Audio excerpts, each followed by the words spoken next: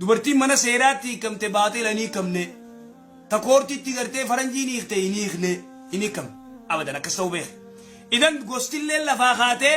intala teenya gurbaan kaf godhe ammarraa eegalee nuutuu hiika jaanii hiikan baaxila gosti hiikuu hin dandeessu laa yastatii paawarri kun uqdatun nikaan harka jaarsaa jira abbaan keetuu hiikuu hin danda'u yoo ati maraattee abbaan kee hiika yoo gurbaan maraatee huccuu darbee gurbaan maali kharee marataadha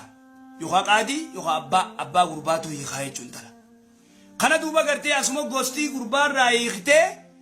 achumatti gurbaa biraatiif niqaa godhan intala tana iddaa eeggatti gostii maarree hiiktii wanti takkan jirtu idan duuba gartee kun al-lu'bu bishari'a shari'at tabachu jahli gartee wallaalummaan irraa maayyii tanaa jechuudha idan tanaaf rabbiin subhaanahu wa ta'ala waan jee yaa ayyuhan nabiyyu idaa xallaqtumun nisaa jee كدورتي غديرة يا أيها النبي إذا طلقتم النساء رسول الله الإسلام نيخ هاي رسولي كمتي خبو يارتي نبينا كمتي شيخني كمتي هاي شيخني يارتي نيخو سنجانيات